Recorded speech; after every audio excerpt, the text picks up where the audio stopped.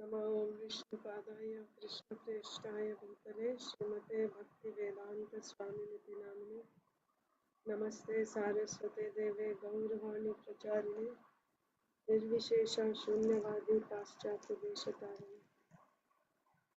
जय श्री कृष्ण चैतन्य प्रभु नित्यानंद श्री अद्वैत गदाधर श्रीवासादि गौर भक्तवृंद।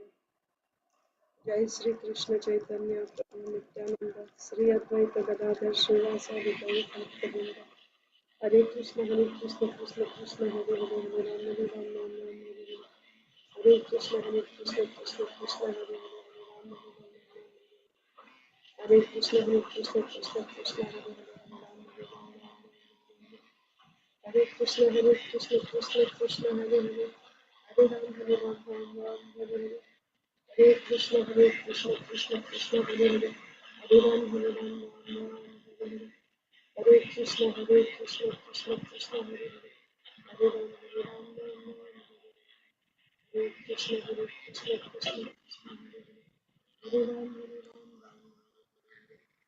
हरे कृष्ण कृष्ण हरे राम राम। हरे कृष्ण कृष्ण हरे हरे राम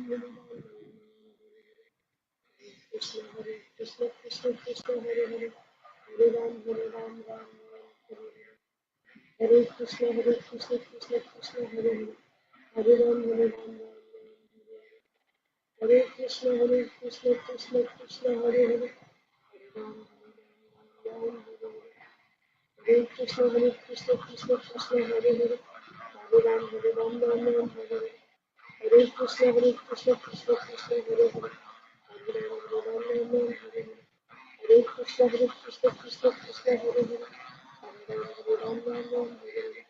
हरे कृष्ण कृष्ण हरे हरे हरे राम राम हरे। हरे कृष्ण कृष्ण हरे हरे हरे राम राम हरे। हरे कृष्ण कृष्ण हरे हरे हरे राम राम हरे। हरे कृष्ण कृष्ण हरे हरे हरे राम राम। हरे कृष्ण कृष्ण हरे हरे हरे राम राम। हरे कृष्ण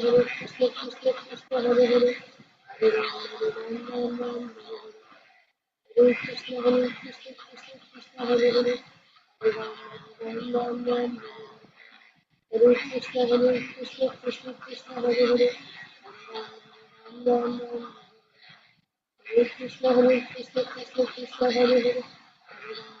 राम राम। हरे कृष्ण कृष्ण हरे हरे हरे राम राम। हरे कृष्ण कृष्ण हरे हरे हरे राम राम। हरे कृष्ण कृष्ण हरे हरे हरे राम राम। हरे कृष्ण कृष्ण हरे हरे हरे राम राम। हरे कृष्ण कृष्ण हरे हरे हरे राम राम। हरे कृष्ण कृष्ण हरे हरे हरे राम। हरे कृष्ण कृष्ण हरे हरे हरे राम राम। हरे कृष्ण कृष्ण हरे हरे हरे राम। हरे कृष्ण कृष्ण हरे हरे हरे राम। हरे कृष्ण कृष्ण हरे हरे हरे राम। हरे कृष्ण कृष्ण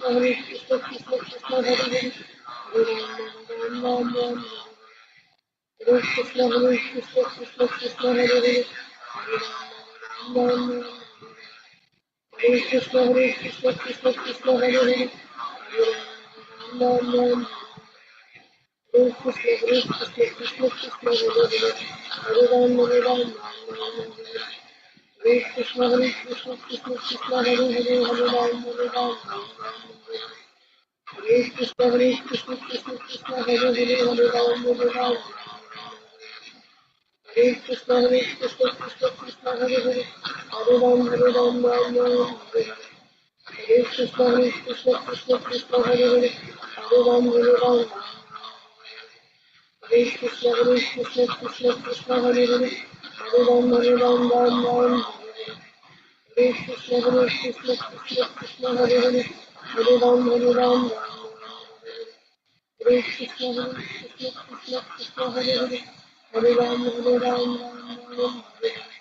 हरे Krishna Krishna Hare Hare Hare Ram Ram. Hare Krishna Krishna Krishna Hare Hare, Hare Ram Hare Ram, Hare Krishna Krishna Krishna Hare Hare, Hare Ram Ram Ram Hare Hare. Hare Krishna Krishna Krishna Hare Hare, Hare Ram Ram Hare Hare. Hare Krishna Krishna Krishna Hare Hare, Hare Ram Ram Hare Hare. Hare Krishna Krishna Krishna Hare Hare, Hare Ram Ram Hare Hare. Hare Krishna Krishna Krishna Hare Hare, Hare Ram Ram Hare Hare. Hare Krishna Krishna Krishna Hare Hare, Hare Ram Ram Hare Hare. Hare Krishna Krishna Krishna Hare Hare, Hare Ram Ram Hare Hare. Hare Krishna Krishna Krishna Hare Hare, Hare Ram Ram Hare. Hare Krishna Krishna Krishna Hare Hare, Ram Ram Hare Hare. Hare Krishna Krishna Krishna Hare Hare, Hare Ram Ram.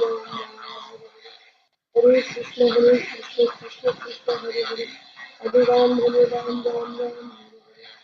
Hare Krishna Krishna Krishna Hare Hare, Hare Ram Ram. Hare Krishna Krishna Krishna Hare Hare, Hare Ram Ram. Hare Krishna Krishna Krishna Hare Hare, Hare Ram Ram. Hare Krishna Krishna Krishna Hare Hare, Hare Ram Ram. Hare Krishna Krishna Krishna Hare Hare, Hare Ram Ram. Hare Krishna Krishna Krishna Hare Hare, Hare Ram Ram. Hare Krishna Krishna Krishna Hare Hare, Hare Ram Ram. Hare Krishna Krishna Krishna Hare Hare, Hare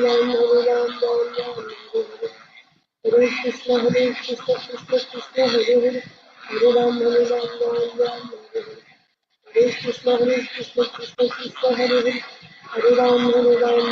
Ram. Hare Krishna Krishna Krishna Hare Hare, Hare Ram Ram. Hare Krishna Krishna Krishna Hare Hare, Hare Ram Ram. Hare Krishna Krishna Krishna Hare Hare, Hare Ram Ram. Hare Krishna Krishna Krishna Hare Hare, Hare Ram Ram. Hare Krishna Krishna Krishna Hare Hare, Hare Ram Ram. Hare Krishna Krishna Krishna Hare Hare, Hare Ram Ram. Hare Krishna Krishna Krishna Hare Hare, Hare Ram Ram. Hare Krishna Krishna Krishna Hare Hare, Hare Ram Ram. Hare Krishna Krishna Krishna Hare Hare, Hare Ram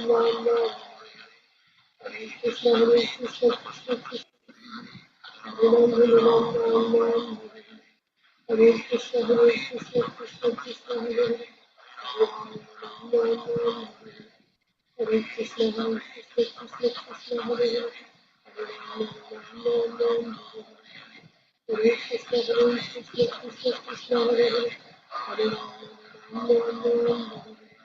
Hare Krishna Krishna Krishna Hare Hare, Hare Ram. Hare Krishna Krishna Krishna Hare Hare, Hare Ram. Hare Krishna Krishna Krishna Hare Hare, Hare Ram. Hare Krishna Krishna Krishna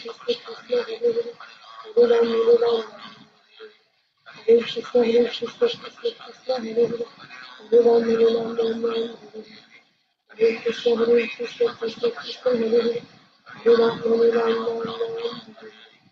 Hare Krishna Krishna Krishna Hare Hare, Hare Ram.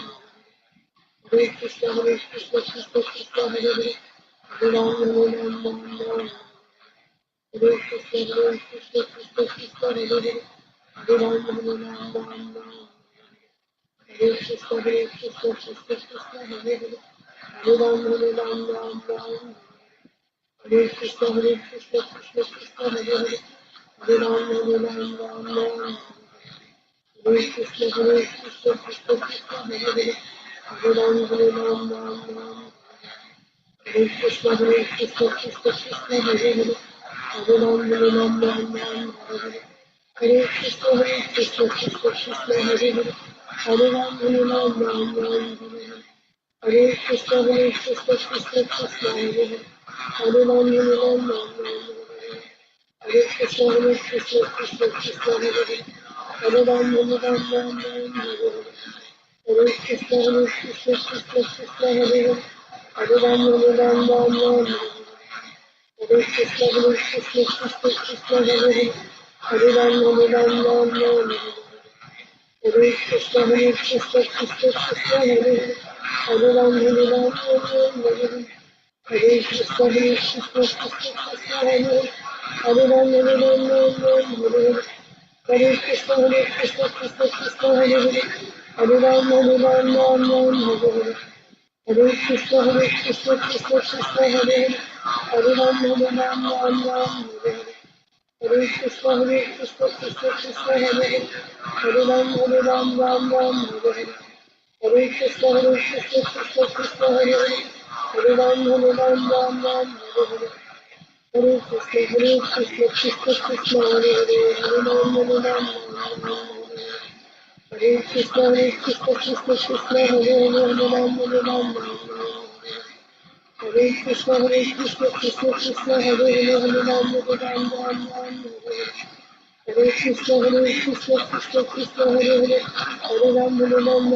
Krishna Krishna Hare Hare Hare Ram Hare Hare Krishna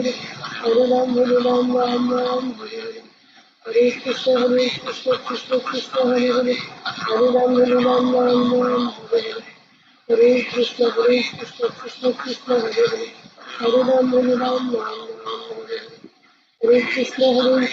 Krishna Krishna Hare Hare Hare Ram Ram Hare Hare Krishna Krishna Hare Hare Hare Ram Ram Hare Krishna Krishna Hare Hare Hare Ram Ram Hare जय श्री कृष्ण चैतन्य प्रभु नित्यानंद श्री अद्वैत गदाधर श्रीवासादि गौर भक्तवृंद ओम नमो भगवते वासुदेवाय ओम नमो भगवते वासुदेवाय ओम नमो भगवते वासुदेवाय नारायणं नमस्कृत्य नरं चैव नरोत्तमं देवीं सरस्वतीं व्यासं ततो जयमुदीरयेत् नष्टप्रायेषु भद्रेषु नित्यं भागवतसेवया भगवत्युत्तमश्लोके भक्तिर्भवति नैष्टिकी नमो विष्णुपादाय कृष्णप्रेष्ठाय भूतले श्रीमते भक्तिवेदान्त स्वामिन्निति नामिने नमस्ते सारस्वते देवे गौरवाणी प्रचारिणे निर्विशेषा शून्यवादी पाश्चात्यदेशतारिणे जय श्री कृष्ण चैतन्य प्रभु नित्यानंद श्री अद्वैत गदाधर श्रीवासादि गौर भक्तवृंद हरे कृष्णा कृष्णा कृष्णा हरे हरे हरे राम राम राम हरे हरे ग्रंथराज श्रीमद् भागवतम की जय Shrimad Bhagavad Gita as it is की जय श्रील प्रभुपाद की जय समवेत गौर भक्तवृंद की जय ओम अज्ञानतिमिरान्धस्य ज्ञानाञ्जनशलाकया चक्षुरुन्मीलितं येन तस्मै श्रीगुरवे नमः Hare Krishna dear devotees, welcome to today's Srimad Bhagavatam for all session. Let's recite Bhagavad Gita shloka. We're reciting from Srimad Bhagavad Gita as it is chapter 14, text 27.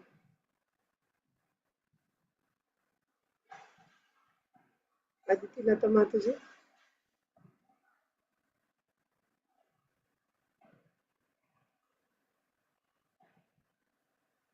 Hare Krishna Mataji, please accept my humble obeisances. All glories to Srila Prabhupada. Please accept my humble obeisances, Mataji. Jai Srila Prabhupada.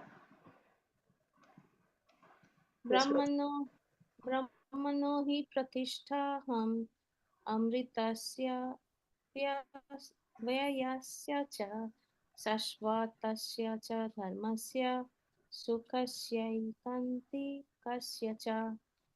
And I am the basis of the impersonal Brahman, which is immortal, imperishable, and eternal, and is the constitutional position of ultimate happiness. Thank you, Mataji. Hare Krishna. Hare Krishna, Mataji. Hare Krishna. Brahmano hi prasaddhatam Pratishtaham. Tattvam amritasya vayasya cha sayavasya cha dharmasya Shashvatasya. शाश्वतस्य च धर्मस्य Sukhasyaikantикasya cha. सुखस्यैकान्तिकस्य च. Translation. And I am the basis of the impersonal Brahman, which is immortal, imperishable, and eternal, and is the constitutional position of ultimate happiness. Hare Krishna. Hare Krishna. Isha. Brahmano hi pratishtaham amritasya vyayasya cha. Wait, what? Amritasya avyayasya. Join them. Amritasya vyayasya cha shashvatasya cha dharmasya sukhasya ekantikasya cha. And I am the basis of the impersonal Brahman, which is immortal, imperishable, and eternal, and is the constitutional position of ultimate happiness. Krishna Ashish. ब्रह्मणो हि प्रतिष्ठाहम् अमृतस्य व्यव्यस्य च शाश्वतस्य धर्मस्य सुखस्यैकान्तिकस्य च. And is the impersonal Brahman, which is immortal, imperishable, and eternal, and is the constitutional position of ultimate happiness. Madhava. Brahmano hi pratishtaham amritasya vyayasya cha shashvatasya cha dharmasya sukhasya ekantikasya cha. And I am the basis of the impersonal Brahman, which is immortal, imperishable, and eternal, and is the constitutional position of ultimate happiness. Rasapriya. She's not here. Roya Mataji. Hare Krishna Mataji, please accept my humble obeisances. All glories to Srila Prabhupada. Please accept my humble obeisances, Mataji. All glories to Srila Prabhupada. Brahmana hi pratishta amritasya avyayasya cha shashvatasya cha dharamsya sukhasya Aikantikasya cha. aikantikasya cha. I am the basis of the impersonal Brahman, which is immortal, imperishable, and eternal, and is the constitutional position of ultimate happiness. Thank you. Hinba Inya. Jai Shri Mataji. Jai Ganesh Prabhu. Hare Krishna Mataji. Hare Krishna. ब्रह्मणो हि प्रतिष्ठाहम् अमृतस्य व्ययस्य च शाश्वतस्य च धर्मस्य सुखस्यैकान्तिकस्य च. And I am the basis of the impersonal Brahman, which is immortal, imperishable, and eternal, and is the constitutional position of ultimate happiness. Hinba. Hare Krishna Mataji. Hare Krishna. Brahmano hi pratishtaham amritasya vyavasya cha shashvatasya cha dharmasya sukhasya cha. Translation. And I am the basis of the impersonal Brahman, which is immortal, imperishable, and eternal, and is the constitutional position of ultimate happiness. Yes. Hare Krishna Mataji, Dandavat Pranam, all glories to Srila Prabhupada. Dandavat Pranam Mataji. Jai Srila Prabhupada. Brahmano hi pratishtaham amritasya Amritasya avyayasya. avyayasya cha shashvatasya cha dharmasya sukhasya cha. And I am the basis of the impersonal Brahman, which is immortal, imperishable, and eternal, and is the constitutional position of ultimate happiness. Thank you, Mataji. Thank you. Hare Krishna Mataji. Dandavat pranam Gosha Shila Prabhupada. Dandavat pranam Prabhuji. Jai Shri Prabhupada. Brahmano hi pratisthaham amritasya vyasya cha shashvatasya cha dharmasya sukasya kantikasya cha. Translation of Gosha Shila Prabhupada. And I am the base of the impersonal Brahman, which is immortal, imperishable, and eternal, and is the constitutional position of ultimate happiness. Yes, thank you. Okay. I'll also recite Srimad Bhagavad Gita as it is, chapter 14, text 27. Brahmano hi pratisthaham amritasya vyayasya cha shashvatasya cha dharmasya sukhasya ikantikasya cha. And I am the basis of the impersonal Brahman, which is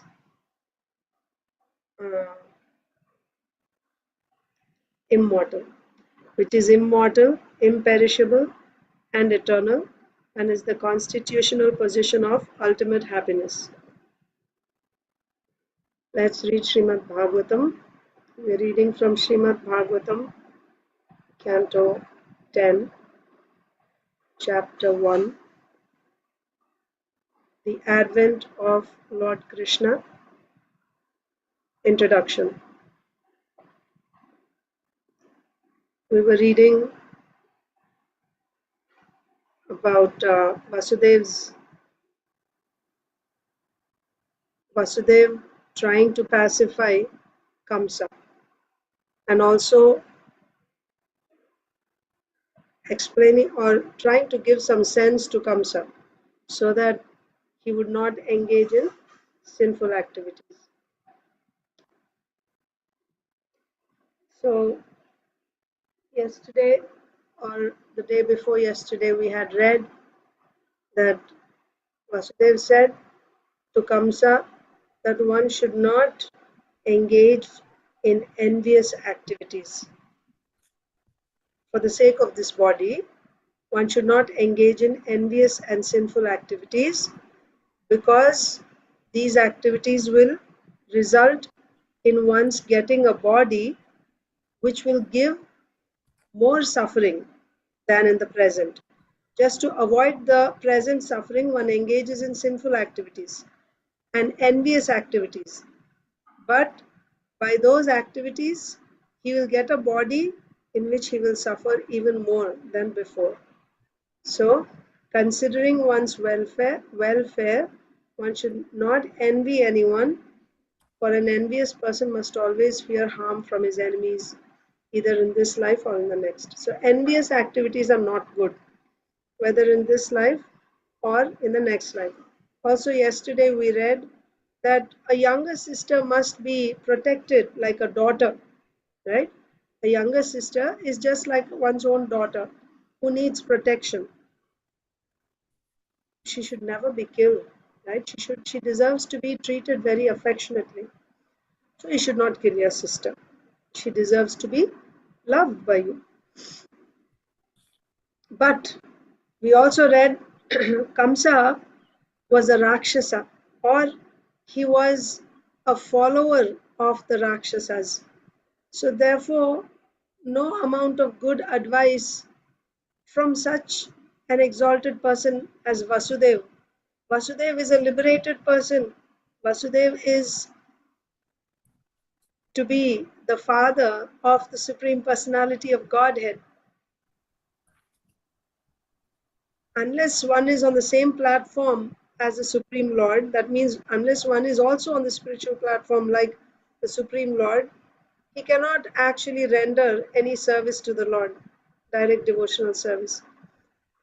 So Vasudev is going to be the father, he is going to render service as a father to the Supreme Lord. So he is certainly on the same platform as the Lord, on the spiritual platform. And Vasudev is giving some good advice to Kamsa, but it had no effect on Kamsa. It had no effect on Kamsa. He didn't care about the results of sinful activities, either in this life or in the next life. Right? There was no effect on him. So we discussed that also yesterday, how when one's consciousness is covered over by a thick layer of the mode of ignorance, actually it's lust which is covering. So when you're in the mode of ignorance, that covering is very thick, like the womb on the embryo, right? One is in deep ignorance. There's no effect of any good instructions on that person, like that. Whereas someone who's in the mode of goodness, then he can be receptive. The one in the mode of passion, relatively more receptive than the one in ignorance, but less receptive than the one in goodness. So it's just the different uh, levels of thickness of the covering on the soul, because of which one is not receptive to good instructions. Kamsa was not receptive. So now, what did Vasudev do? So we saw first Vasudev tried to explain to Kamsa that his name, his reputation would be spoiled. For one who is honored, dishonor is worse than death. Lord Krishna tells Arjuna in Bhagavad Gita. And Kamsa, you are honored as a very great person. Now, if you commit this abominable activity of killing your own sister, what will happen to your reputation? Kamsa didn't care. Then this is a sinful activity. It is not approved in the scriptures. You will go to hell. You'll get a body in which you will have to suffer. Don't engage in such sinful activities. Still, it had no effect. So now Vasudeva have to think of some other way. Nirbandham tasya tam gyatva vichintyanaka dundubihi praptam kalam prativyodhum idam tatranvapadyata. Translation. So I think Pragnya was supposed to read today. She's not here. So Aditi Lata Mataji Arunita, you can read. One person can read both translation and purport. It's just a short purport. Hare Krishna Mataji. Hare Krishna. When Vasudev saw that Kamsa was determined to kill his sister Devaki, he thought to himself very deeply. Considering the imminent danger of death, he thought of another plan to stop Kamsa. Purport. Although Vasudev saw the imminent danger Vasudev, not Vasudev. Vasudev means Krishna. Vasudev means Krishna's father. Vasudev. Although Vasudev saw the imminent danger that his wife Devaki would be killed, he was concerned of his welfare, convinced of his welfare, because at his birth the demigods had played drums and kettle drums. He therefore attempted another way to save Devaki. Yes, Hare Krishna. So of course, the whole attempt was to save Devaki's life. Kamsa was just about to kill, he was just about to literally slaughter Devaki, right? He had his sword ready to just chop off her head. He was holding her, her hair with one hand. He was ready to just chop off her head. So Vasudeva had to think fast. So he saw all this is not going to have, this type of preaching is not going to have any effect on Kamsa. Fear of sinful reactions, fear of fear of suffering in future lives, that didn't have any effect on him. He didn't care. Losing reputation, that also didn't have any effect on him. So now Vasudeva has to think of another plan. Why? He has to save Devaki first, right? When Vasudeva saw that Kamsa was determined to kill he was determined, he was not going to stop. So Vasudeva saw that Kamsa is determined to kill his sister Devaki. He thought to himself very deeply, right? What is my immediate duty, right? Immediately, what needs to be done here? He started thinking. Considering the imminent danger of death, imminent danger, it's right there. in front of him, right? In his face. So, there are duties in emergency. There are certain duties which you should be following normally. But when there is an emergency, then the rules are sometimes relaxed because of emergency. But we shouldn't take that, we shouldn't extend those relaxations to ordinary situations. That will become sinful. That will become an offense or sin. But in emergency, right, when there is a life and death situation, then to save a person's life is a higher dharma at that time than, for example, telling the truth. Even if you have to tell a lie to save a person's life, it's in that circumstance, saving that person's life is more important than being truthful, for example, like that. So here, Vasudev is thinking, I have to save Devaki's life, right? Considering the imminent danger of death, he thought of another plan to stop Kamsa, right? This strategy is not working. Kamsa is not going to stop. So I have to come up with another plan to stop Kamsa from killing Devaki. Srila Prabhupada is saying, although Vasudev saw the imminent danger that his wife Devaki would be killed, he was convinced of his welfare. Because at his birth, the demigods had played drums and kettle drums. He therefore attempted another way to save Devaki. See, and one more important point is, here the word Anakadundubi is used in this verse. Anakadundubi, why Anakadundubi is used? You all know. Anakadundubi, his name, Vasudev's another name is Anakadundubi, because when he was born, when Vasudev was born, all the demigods were playing Dundubi, Dindima and Dundubi. These are drums. Various drums were being played by the demigods, celebrating. Where musical instruments were being played, flowers were being showered, instruments were being played, drums were being played. So then the name of that baby became Anakadundubi. Why they were celebrating? Because through this person, the Supreme Personality of Godhead is going to appear in this world. So Vasudev is thinking of another plan. Why? There is immediate danger. Ultimately, he is going to be protected, and everything is going to be taken care of because the Supreme Lord is going to come. That's already a known fact. His name is Anakadunduvi. That is known that the Supreme Lord is going to come through him. And once the Supreme Lord comes, Krishna Surya Samam Maya hoy Andhakar. Jaha Krishna taha nahi Mayar Adhikar. When Krishna is like sun, Maya is like darkness. So all these demons, they're all Maya's, chele, disciples, right? Like Kali's followers, like that. So if Maya herself cannot stand in front of Krishna, what to speak of all these demons? They cannot stand in front of Krishna. So he was convinced about Krishna's giving protection. But immediately at this time, Devaki has to be saved. So that you'll find out, you'll understand this better when you read the next verses, what exactly he did. Right? But his idea was, let me save the present situation. Let me save the present situation. Why he thought like that?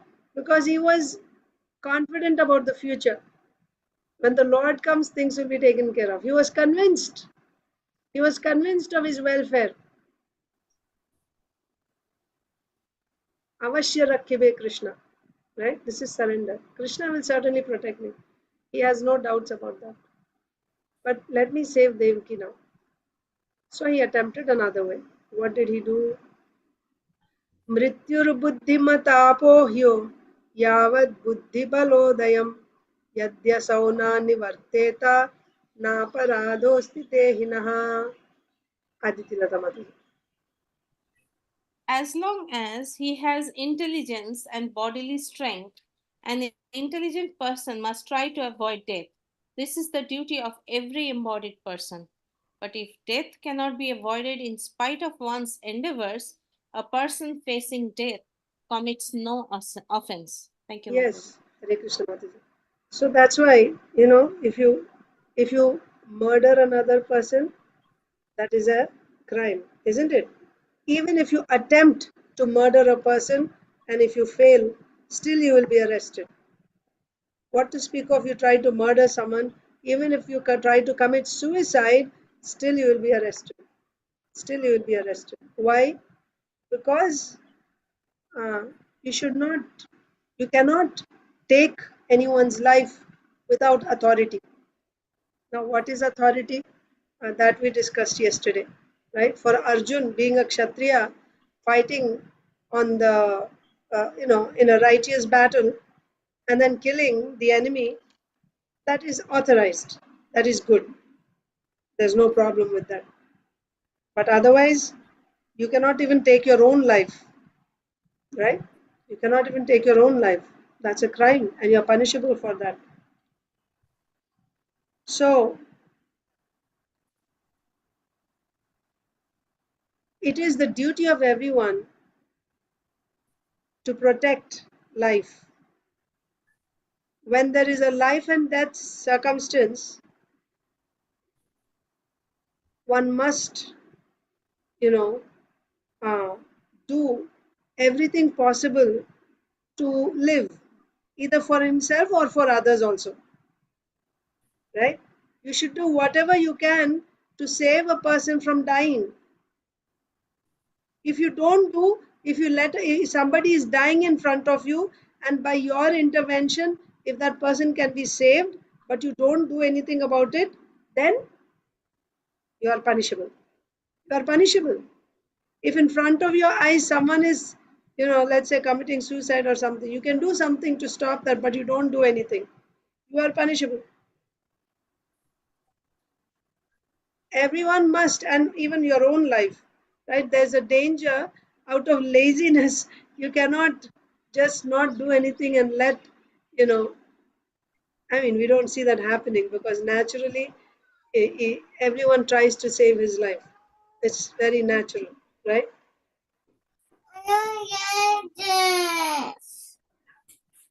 Everyone tries to save his life, and this is actually the duty. This is the duty of everyone to try to protect, try to save his life. But in spite of trying, you did everything you could. But in spite of that, if you are unable to save either your life or another person's life, then you're not at fault. You have tried your best. You've done everything you could. And still, if you're not, like a doctor, for example, right? A doctor or a surgeon, if he has a patient, it is the doctor's responsibility to try to save that person's life. He will use everything that is possible within his capacity to save a person's life. But in spite of all his endeavors, if the patient still dies, then it's not the doctor's fault. The problem is when he does not make that endeavor and he just lets a person die, then yes, he's at fault. Aditi Lata Mataji. Sorry for the background noise, Mataji. So, this example is Prabhupada. This is a question which we always ask, that isn't it Krishna's will?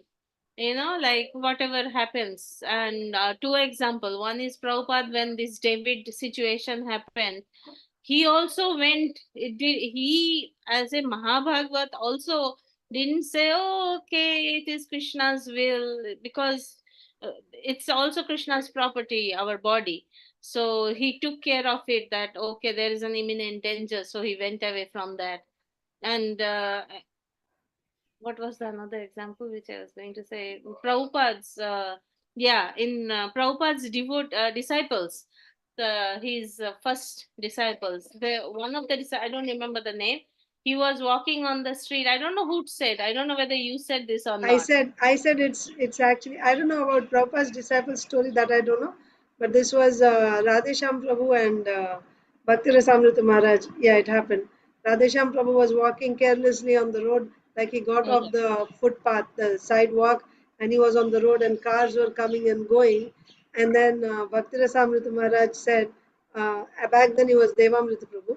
So he said that, come here, why you're walking on the road? It's dangerous. And he said, well, I'm not this body, it's okay, or something like that. And then he actually became very serious and he said, no, this body is not yours. This is Krishna's body. You've already surrendered this body to Krishna for Krishna's service.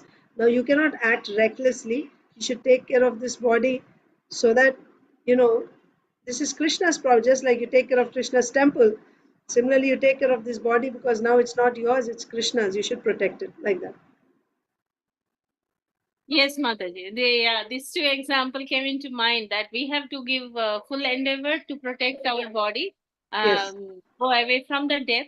But then ultimately there are stories where, like the devotees, like, remember that in Africa where there was this hooligans, they were attacking and they were, this Mataji was there. Ladini And Mataji. yes, so they were trying to attack all the everyone except for the woman. Then she protested and she said, "No, you have to go through me," or something like It's that. also the same principle. What she did is also the same thing. Can you tell Yes, how? Yeah. yes, because she was trying to protect the other devotees. So that those situations Exactly. I'm saying, Yeah. correct. Those situation I'm saying, when the situation like that arise, then we should not say, "Oh, be a coward," and say that, "Oh, okay, let me hide." Right. Then Right. it is Krishna's will. Then we are doing what is justice. Yeah. Yeah. Yes. Yes, Mataji. Thank you, Mataji. Thank you. Yes, all points are valid completely. Thank you. Okay. So, purport, Inba. I'll just read the translation one more time. As long as he has intelligence and bodily strength, an intelligent person must try to avoid death. This is the duty of every embodied person. But if death cannot be avoided, in spite of one's endeavors, a person facing death commits no offense. Yes, Inba or Inya? Yes, Mataji. It is natural for a person facing untimely death to try his best to save himself. This is one's duty. Although death is sure, everyone should try to avoid it and not meet death without opposition, because every living soul is by nature eternal.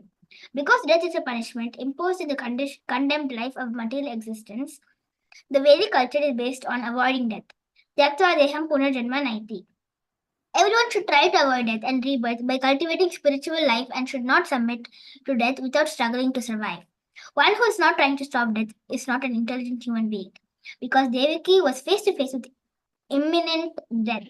It was Vasudeva's duty to save her, as he was trying his best to do. He therefore considered another way to approach Kansa so that Devaki would be saved. Yes, so one very important point here is uh, both you are saving any person who's facing death, either it's you yourself or also if you're seeing another person who's facing death. In both circumstances, you should do, as long as you have strength in your body and as long as you have the intelligence, you should try everything possible to save a life, whether it is your life or another person's life. When someone is facing death, you should try everything possible to stop death. And in spite of all your endeavors, if it still happens, then there's nothing you can do about it. So we see Vasudev is trying in so many ways, and this is here, it's even more. This is a devotee, right? And the Supreme Lord is going to appear through her. How much more, uh, you know, important it is. But even otherwise, anyone's life, right? It doesn't say only human beings, any person's life, right? Death, when there is death, you should do everything possible to save, to stop death. You should try. This is everyone's duty to try to stop death. That's the principle. That's the principle, right? You must. If you don't, then it's an offense. It's an offense if you don't do that. But if you have done everything and in spite of that, if it's still happening, then you're not at fault. So Vasudev, first what he did, he tried to, speak. In general, he said, your reputation will be spoiled. That didn't work. Then from scripture he said, this is sinful, you'll get sinful reaction, you'll suffer in future life. That also didn't have any effect. So you see, he's using his intelligence in every way. He's trying to stop Devaki's death. And this is what Vasudeva is thinking. What we read in the translation is what Vasudeva is thinking in his mind, right? That one must, this is the Shastric injunction, one must try in every way possible to avoid death. So now I must come up with another plan to stop Devaki's death. It was his duty, he was her husband, right? So he is even more responsible for her.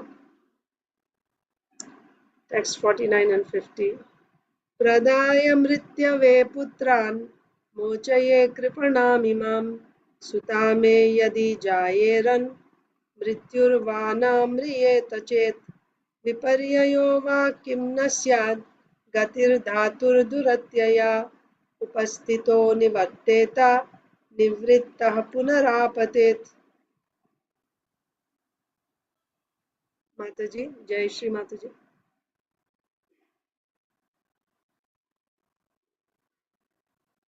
Or Inia, I think. Inia. Yes, Mataji. Vasudeva considered, by delivering all my sons to Kamsa, whose death personified, I shall save the life of Devaki. Perhaps Kamsa will die before my sons take birth, or since he is already destined to die at the hands of my son, one of my sons may kill him. For the time being, let me promise to hand over my sons so that Kamsa will give up this immediate threat, and if in due course of time Kamsa dies, I shall have nothing to fear. Purport, Jai Shri Mataji or Jai Ganesh. Vasudeva wanted to save the life of Devaki by promising to deliver sons to Kamsa. In the future, he thought, Kamsa may die or I may not beget any sons. Even if a son is born and I deliver him to Kamsa, Kamsa may die at his hands. For by providence, anything could happen. It is very difficult to understand how things are managed by providence. Thus, Vasudeva decided that he would promise to deliver his sons to the hands of Kamsa in order to save Devaki from the imminent danger of death. Yeah. So, what is Vasudeva's plan now? What is his approach? I will promise Kamsa that I will deliver him all the sons that are born from Devaki. Why? Because Kamsa's fear is from Devaki's son, Devaki's child. Okay, not just son, child. It can be a boy or a girl. But the 8th child of Devaki was going, the Akashvani said that the 8th child of Devaki was going to kill Kamsa. So, Kamsa was fearful. So that's why he wanted to kill Devaki. If I kill Devaki, then no children will be born and I will be saved. Although Vasudeva explained you will not be saved, but Kamsa didn't get the message. So now Vasudeva is saying, okay, I'll give you all the children. Your fear is from the children, or specifically from the 8th child. Why just the 8th child? I'll give you all the children born from Devaki. Okay? Then you have no fear from Devaki. Let Devaki live. Why he said this? To save Devaki. Save Devaki first. Then you may say, okay, he's saving Devaki, but he's risking his children. Now, not just 8th child, he's saying all children. So, like as a father, he has, okay, as a husband, he has responsibility for his wife, but he has no responsibility for his children as a father. He will let his sons die like that? Try to understand. This danger is right in his face at this point, and no other plan is working. He has to save Devaki now. And it appears like this is the only way that Kamsa would agree to let go of Devaki, to let her live. Then, if he let Devaki, if he, in order to allow Devaki to live, he's promising. And you know what? Vasudev is known for his word of honor. He is known for being truthful, for being virtuous, for being righteous. He would never tell a lie. Then everyone's raising your hands. Is something wrong? Should I just finish what I'm saying and then? Okay. Yes. Okay. So, Vasudev is thinking, I have to save Devaki first. But then the sons, well, I don't know. I may not have any sons. Thinking of, in Hindi they say, निश्चित को छोड़कर अनिश्चित के पीछे नहीं जाना चाहिए. That means don't go after the uncertain by leaving the certain. Devaki is right here in front of him. This is certain, right? She is his wife and she's there living and breathing in front of him, and her life is at risk. Children, he hasn't seen them. They're not yet born. In order to save those that are not even born, and we don't even know even if he's going to have any children, he's going to risk the present. He's going to let his wife get killed. No, let me save her first, and maybe I won't have any children. Maybe I won't, and I won't have to give any children to Kamsa. But what if I did have children? If I did have children, then according to the prophecy, the 8th child is going to kill Kamsa. So maybe one of my children, why 8th child? One of my children may kill Kamsa. And that way my children will be protected. But if I don't do this, then Devaki is going to get killed right now. So that was his calculation, why he offered to give all his sons. I shall save the life of Devaki. Perhaps Kamsa will die. Another possibility is Kamsa can even die before any of his children were born, naturally, or maybe in some battle, isn't it? He can just get killed. He may die before the children are born. So everyone comes with a destiny, right? So the children also will come with their own destiny. If they are destined to live for a long time, for 100 years, then what can Kamsa do? Maybe he will die before they are born. They will live. So the thing is, the future is not certain, but the present is certain. He is able to see. So let me save Devaki now. So one thing is, he may die even before, or because he is destined to die at the hands of my son, one of my sons may kill him.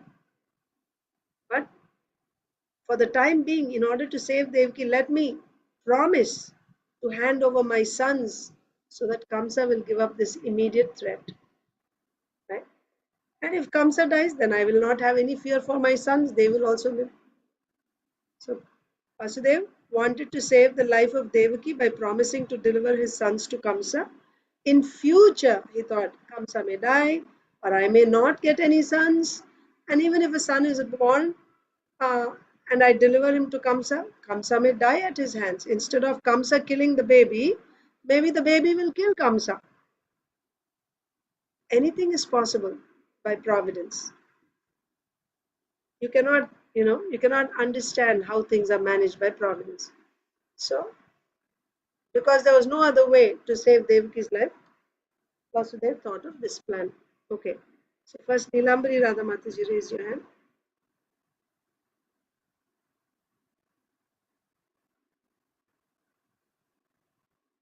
Nilambari Radha Mataji.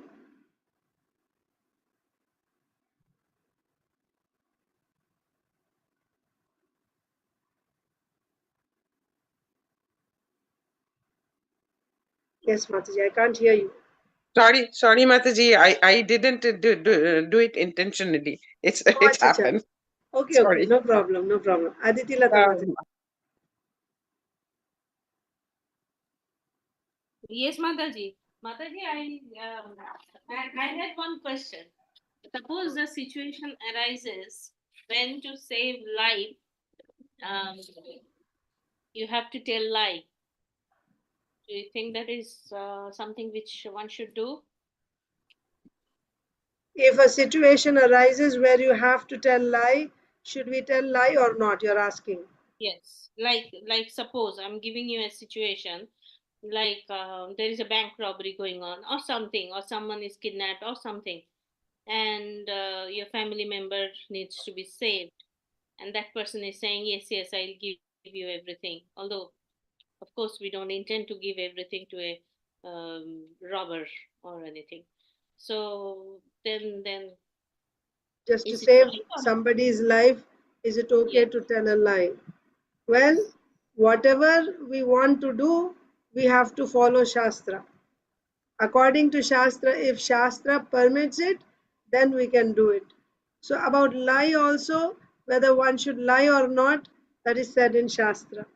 But We life is see, more important. No, we read somewhere, right? that's what I'm trying to show you that.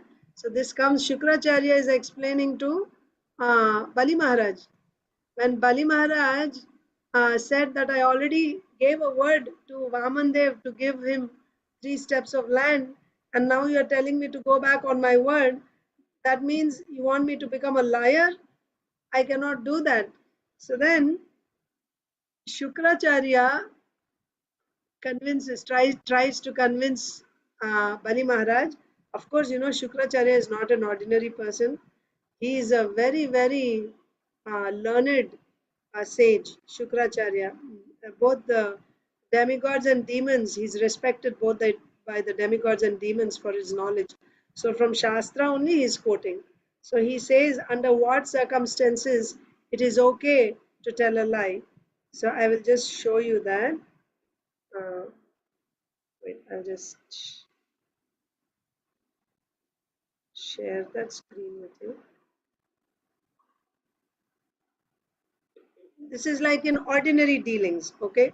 Uh, like ordinary dealings means what is dharma and what is not dharma. So according to dharma. So the spiritual master Shukracharya being inspired, this is 14, being inspired by the Supreme Lord, cursed his exalted disciple Bali Maharaj, who was so magnanimous and fixed in truthfulness that instead of respecting his spiritual master's instructions, he wanted to disobey the order. Okay.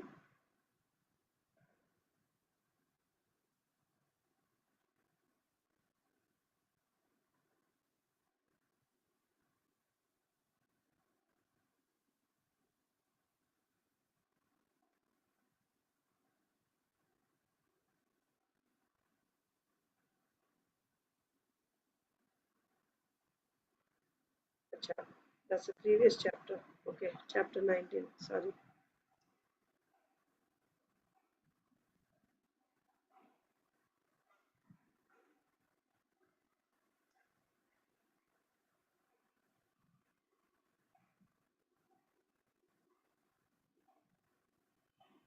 Mm.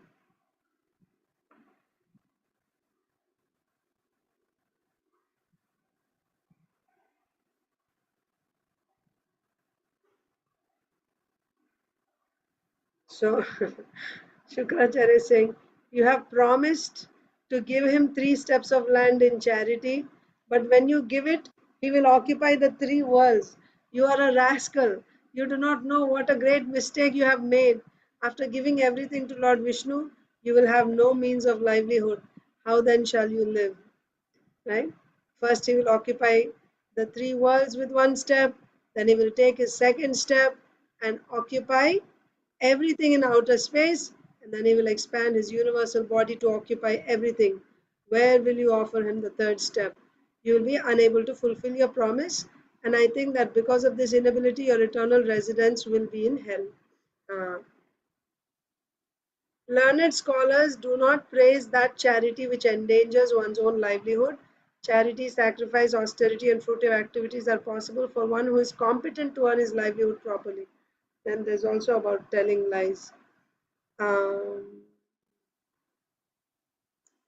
One might argue that since you have already promised, how can you refuse? O best of the Brahmanas, just take from me the evidence of the Bahvricha Shruti, which says that a promise is truthful, preceded by the word Om, and untruthful if not.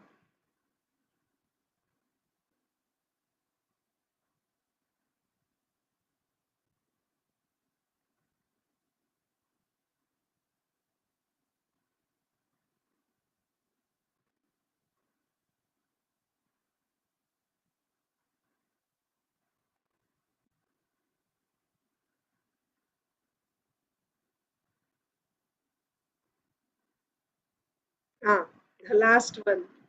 Okay. In flattering a woman to bring her under control. That's one case where you are allowed to lie according to Shastra, according to Dharma, right? In flattering a woman to bring her under your control, when you tell a lie, that is acceptable. While joking, when you tell lie, that is also acceptable. It's just a joke. You don't have any bad intention. In a marriage ceremony, right? If you don't tell a lie, then that marriage will be broken. You're allowed to tell a lie so that that girl will get married. It's okay. In earning one's livelihood, one especially, for Vaishyas, Srila Prabhupada says, the shopkeeper, he'll always say that I am making no profit whatsoever. Right? In this case, for you, I'm making no profit. That's a lie. It's an outright lie. Even the customer knows that, and the shopkeeper also knows that. But the shopkeeper says it, and the customer also accepts it, knowing that he's lying. Because unless he lies, he cannot make his livelihood. So, for Vaishyas only, not everyone. So, in earning one's livelihood, lying is allowed. When one's life is in danger, you are allowed to lie. In protecting cows and Brahminical culture, or in protecting a person from an enemy's hand, falsity is never condemned. So, this is a verse from Srimad Bhagavatam. It's spoken by Sri Prabhupada didn't give any purport on this, but Shukracharya is saying, under these conditions, circumstances, you can lie. Of course, Mataji, that can is, you read the previous sloka also? There was something. therefore, the safe course is to say no. No means for charity. Although it is that you already promised, but now you can say no, I won't give. Although it is a falsehood, it protects one completely. It draws the compassion of others toward oneself, and it gives one full facility to collect money from others for oneself. Nonetheless, if one always pleads that he has nothing, he is condemned, for he is a dead body while living or while still breathing. He should be killed. Why is that being said? Acha. Okay, I'll read the one before also. The utterance Because, of yeah, go ahead, Mataji. the utterance of the word Om signifies separation from one's monetary assets. In other words, by uttering this word, one becomes free from attachment to money because his money is taken away from him. To be without money is not very satisfactory, for in that position one cannot fulfill one's desires. In other words, by using the word Om, one becomes poverty stricken. Especially when one gives charity to a poor man or beggar, one remains unfulfilled in self realization and in sense gratification. That means if you're giving to a Vaishnava or a sadhu, then you'll get some benefit. But if you're just simply giving it to a poor man, it's not going to give you any spiritual credit. Right? Material credit you may get. You'll go to heaven or you'll become rich in your next life. Like that you can get. But you don't get any spiritual benefit. There's no self-realization, right? So that benefit is even in sense gratification, because in this life you're losing that money. You could have gotten some sense gratification by that money, but by uttering Om, what is happening? You're separating yourself from that money. So Shukracharya is saying the best course is to say no, right? You can say Om while giving charity, but when you say Om, then you are bound to give that money. You cannot not give. But in your case, you didn't say Om. So therefore, it's okay to say no, I'm not giving. Because I didn't say Om, I'm not really bound. Why you should say no? Because if you don't say, then uh, you lose your sense gratification. And in this case, he's going to take everything away. What to speak of sense gratification? You won't even have any livelihood. He'll take everything away. So you can say no, no problem. That's what Shukracharya is saying. Although it is a And falsehood, it protects one completely. It draws the compassion of others toward oneself, and it gives one full facility to collect money from others for oneself. So if you say, no, I don't have anything, that's a lie. But it's okay to say that he's saying, because it will protect you from losing all your money. If you say, no, I don't have, it protects you from losing all your money. And it draws the compassion of others towards oneself. Oh, this guy, he doesn't have anything. So what's the point in asking? Oh, yeah, it's okay. He won't ask you. when you say you don't have anything. It gives one full facility to collect money from others for oneself. I don't have anything, therefore, please, you ask. I don't have it. Then you don't have to give. On the other hand, you can collect from others for yourself. By the way, who's saying all this? Shukracharya. Shukracharya is the guru of the demons. So obviously he will give, all these nitis. Nonetheless, if one always please, but if you say every time you say, I have nothing, then he's condemned, right? People will know this. He's always saying that. Then he's condemned. But certain conditions, you can say, I don't have anything, so that you can be saved, he's saying.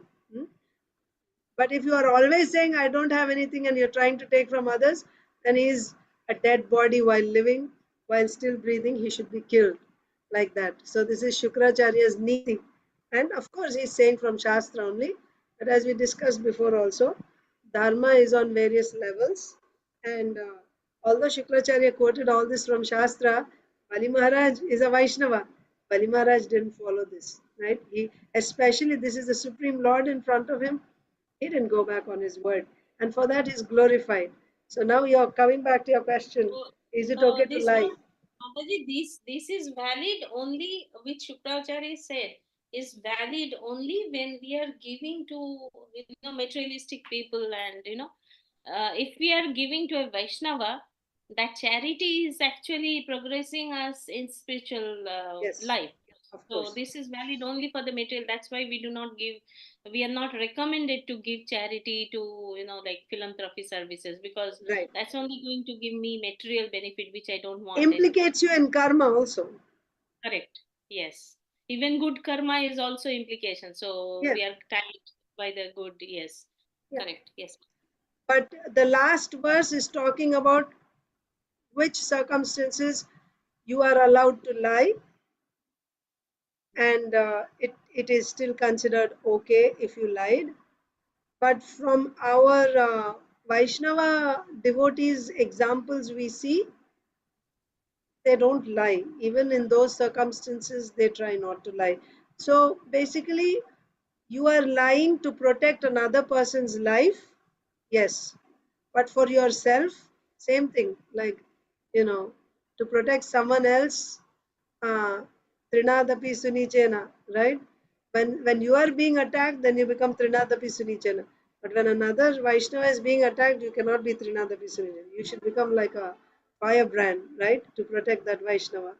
So like that, you tell a lie to save another's life, then that's okay. But if you're trying to take advantage of this for your own self, then to what extent it is justified, you will have to see. If it's a life and death situation, it is said okay.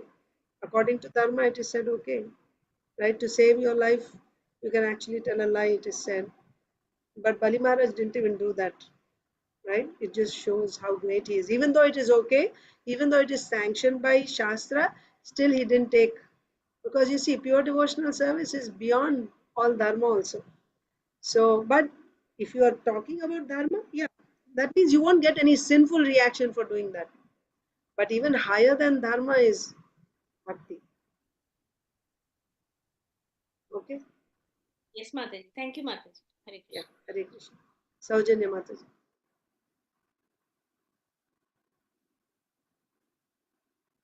Hare Krishna, Mataji. I don't have any question, Mataji, but I raised my hand because what a deep philosophy in this. Because so many dramas, so many times we have heard just this particular pastime, how Vasudeva told Kamsa and how Kamsa changed his mind and all that. But then every day, whatever Vasudeva is saying, there's a lot of philosophy, and especially today, to save one person's life, because whatever he does is dharma. And then why he saved and what a good reason, how. So I was just thinking, oh my God, it's so nice. That's all. I didn't have any question. Okay. Thank you, Mataji. Thank you. Yeah. It is the dharma of every person to stop death. He should do everything possible within his capacity. As long as he has strength and as long as he has intelligence, he must try to stop death. But in spite of all his endeavors, still if a person dies, then you're not at fault. But if you are able to stop it and if you have not done it, it is understood, right? In spite of all your endeavors, if the person still dies, then there is no fault. Means what? That means if it is within your capacity to stop death and if you didn't do anything about it, then you are at fault, isn't it? So, yeah. So who is saying this? Vasudev is thinking. Vasudev is thinking. So I must save Devaki's life. And I should do whatever I can with my intelligence, with my strength, whatever works, right? I should do to save Devaki's life. So we will stop reading here and tomorrow we will continue. If Jayashree Mataji is there, Jayashree Mataji will read. If not, uh, Isha will read tomorrow. Srimad Bhagavad Gita as it is, chapter 2, text 28. Please repeat. Avyaktadini bhutani vyaktamadhyani bharata avyaktanidhananyeva tatra ka paridevana. All created beings are unmanifest in their beginning, manifest in their interim state, and unmanifest again when annihilated. So what need is there for lamentation? Yeah. So this is again similar to the verse, right? Maybe this is the verse that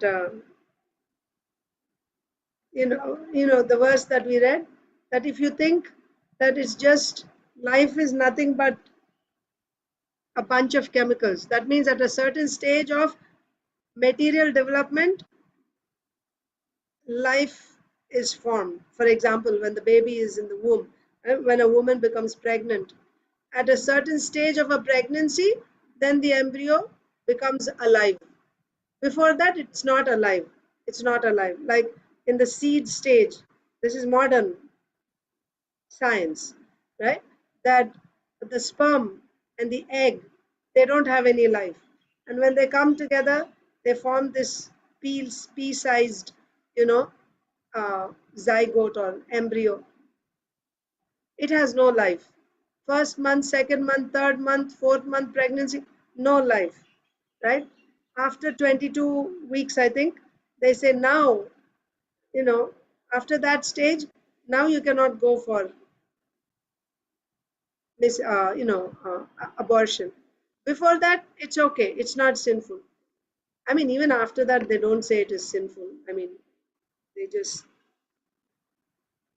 they still do abortions, even in later stages of pregnancy. Why? Previously, why they say like before that stage? Because their idea is there's no life before that. That means at a certain stage of material development, then life is formed. Means life is coming from matter. Life is not coming from the spirit soul. Life is coming from matter. That's their philosophy. Then in that case, this so it's like before the baby is formed, what is there? You just had those ingredients, right? The ingredients with which the body is formed. So that had no life. And in the middle, life is formed for some time. Life is there, person is talking and everything. Then in the end, again, there is no life, but the ingredients are still there. When there is a dead body, everything that was there in a living body is there even in the dead body. Yes? It still has heart and stomach and everything is there right after death. And then the body decomposes. But the things that made up the body, the ingredients, they're still there. So the point is there is the law of conservation of energy. The energy is conserved. Another example, easy to understand. You have bricks, right? You have cement and you have wood. You use, these are the ingredients. And then you construct a nice building. When there's a building, you can live in that building. You can have, parties in that building, or you can have a lot of activity going on in that building. You can produce so many things in that building, right? And then when the building is old, it falls apart. Once again, those ingredients are still there. Yes, the building is not there. You're not able to use it for that purpose, but it was not there all the time. In the beginning, it was in the form of some ingredients, and in the end, still those ingredients are there. Just in the middle, for some time, that building was there, but again, it went back to the original. The energy is still conserved. Even when the building took its shape, it is nothing but those ingredients only put together in one particular form. So why are you lamenting for the loss of building? You still have the same. The energy is still conserved. For argument's sake, Krishna is saying this. But is this a fact? Is life coming from body, from matter? No, that's not a fact. But if you believed like that, then why you should cry when someone dies? There's no need to cry. Life came at a certain stage of material development, and life went away at a certain stage of material development. Everything that was there in the beginning is still there now. Why you have to cry? That's the answer. All created beings are unmanifest in their beginning, manifest in their interim state, and unmanifest again when annihilated. So what need is there for lamentation? Srila Prabhupada's purport. Accepting that there are two classes of philosophers, one believing in the existence of the soul and the other not believing in the existence of the soul. There is no cause for lamentation in either case. Yes, even if you believe that life is coming from soul, still there is no need to lament. Right? Why? Because the soul has no death. It'll go on and it'll take another body. You're thinking, oh, the soul is dead. No, the soul is not dead. The soul is still living. So in both cases, there is no need to lament. Non-believers in the existence of the soul, non-believers in the existence of the soul are called atheists by followers of Vedic wisdom. Yet, even if, for argument's sake, we accept this atheistic theory. What atheistic theory? That there is no soul. Even if we accept this theory, there is still no cause for lamentation. Apart from the separate existence of the soul, the material elements remain unmanifested before creation. From this subtle state of non-manifestation comes manifestation. Just as from ether, air is generated, from air, fire is generated, from fire, water is generated, and from water, earth becomes manifested. From the earth, many varieties of manifestations take place. Take, for example, a big skyscraper manifested from the earth. When it is dismantled, the manifestation becomes again unmanifested and remains as atoms in the ultimate stage. The law of conservation of energy remains, but in course of time, things are manifested and unmanifested. That is the difference. Then what cause is there for lamentation, either in the stage of manifestation or in unmanifestation? Somehow or other, even in the unmanifested stage, things are not lost, right? Things are not lost, even in the unmanifested stage. Both at the beginning and at the end, all elements remain unmanifested, and only in the middle are they manifested. And this does not make any material difference, right? It doesn't make any real material difference. Another example is a pot, right?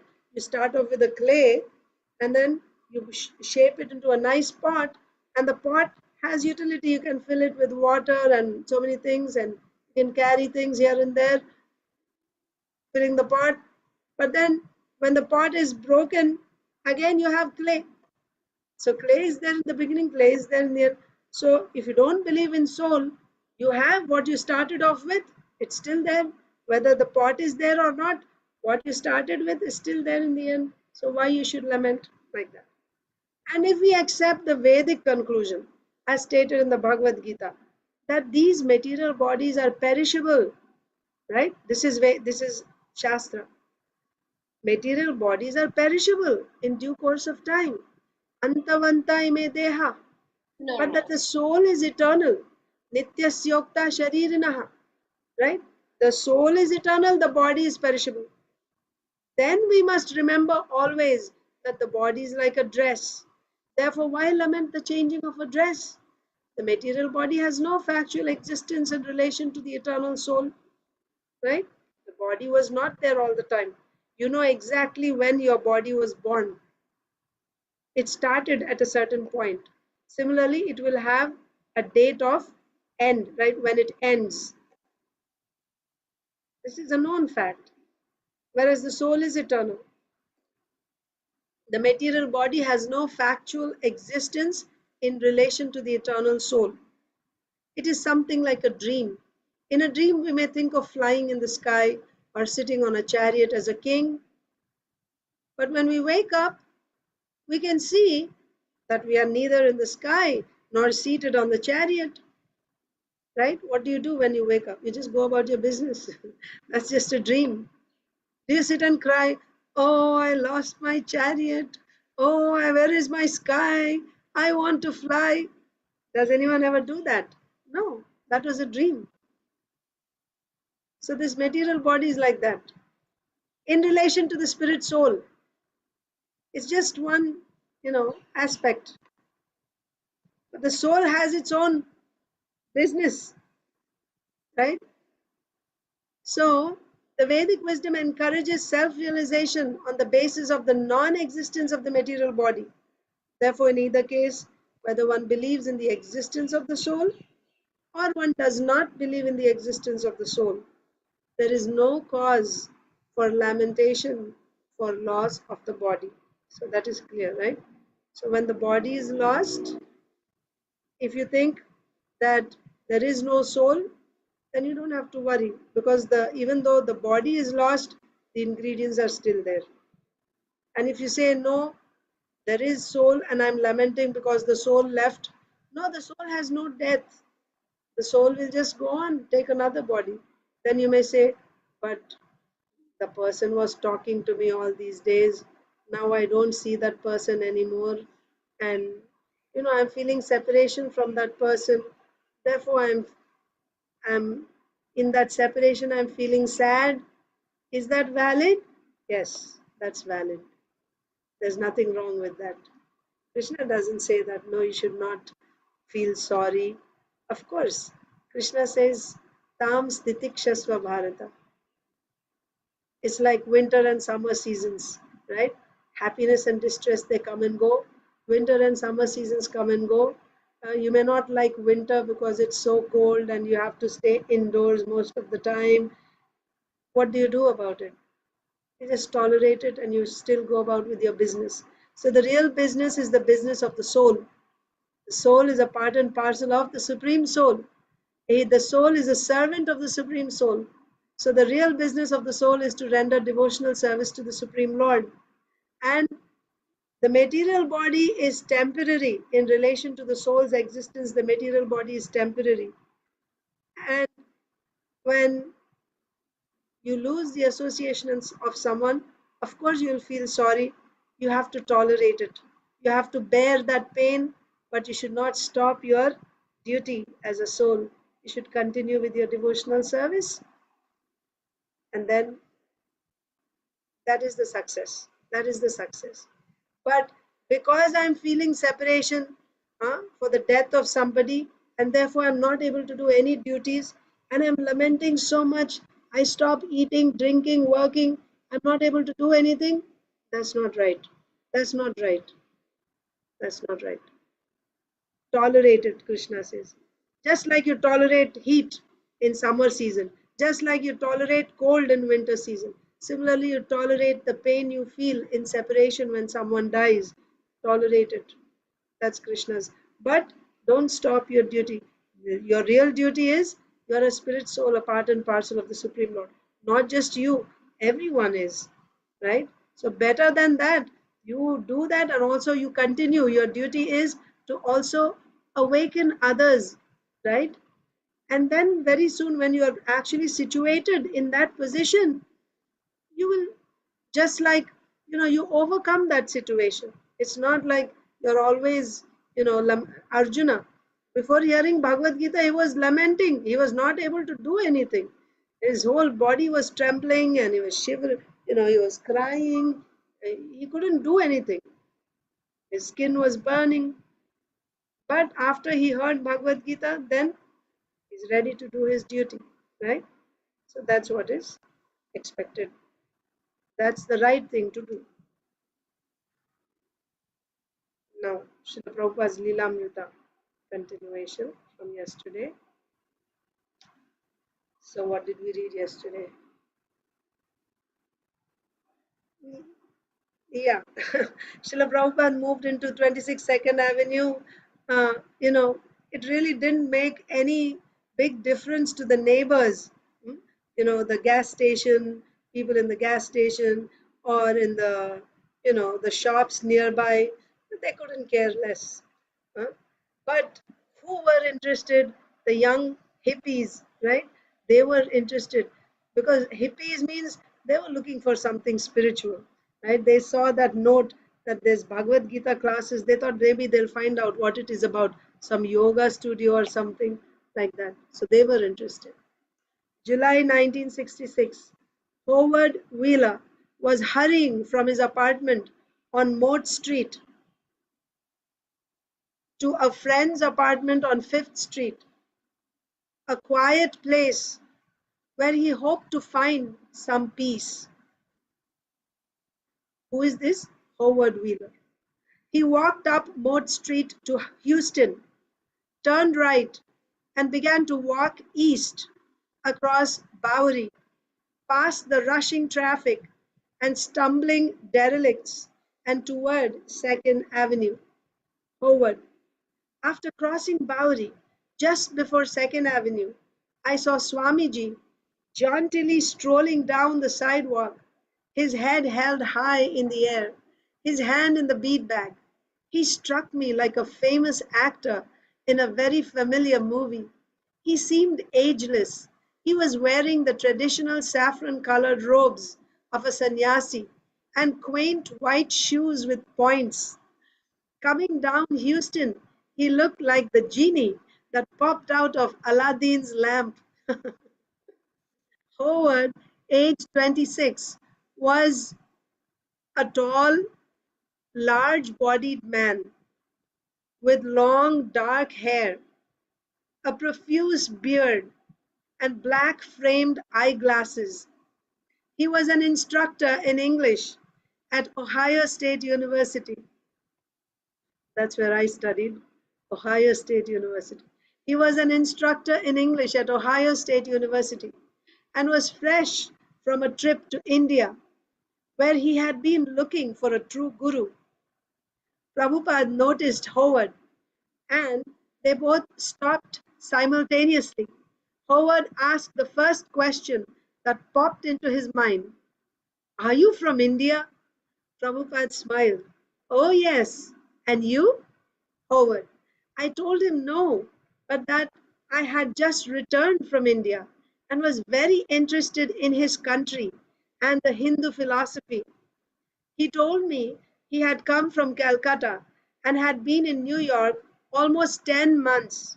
His eyes were as fresh and cordial as a child's, and even standing before the trucks that roared and rumbled their way down Houston Street, he emanated a cool tranquility that was unshakably established in something far beyond the great metropolis that roared around us. Howard never made it to his friend's place that day. He went back to his own apartment on Moat Street, to Keith and Wally, his roommates, to tell them and everyone he knew about the Guru who had inexplicably appeared within their midst. Keith and Howard had been to India. Now they were involved in various spiritual philosophies, and their friends used to come over and talk about enlightenment.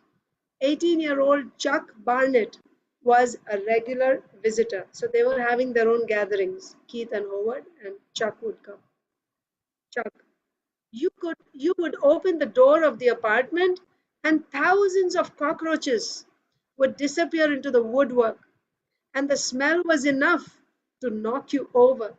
So Keith was trying to clean the place up and kick some people out. They were sharing the rent.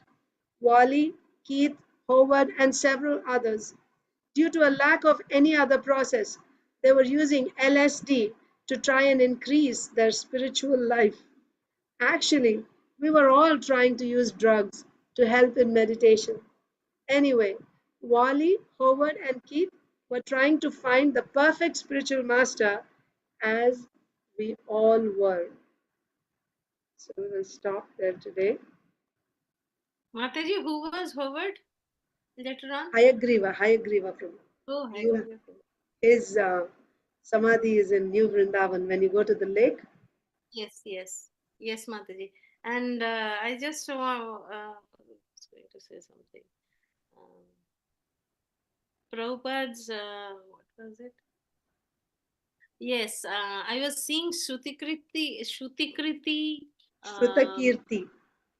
Sorry, Shruti Prabhu's Memories. glorification of Gopal Krishna Maharaj. If you have seen, he was saying there that how Prabhupada has attracted so many hippies. So he was saying we didn't want any rules, regulation, do this, do that, do this, do that. We were very attracted to his love, the love he was emanating when he was sitting. We were just sitting and watching, and he was just giving his love. And he was telling about the Bhakti Charu Maharaj also.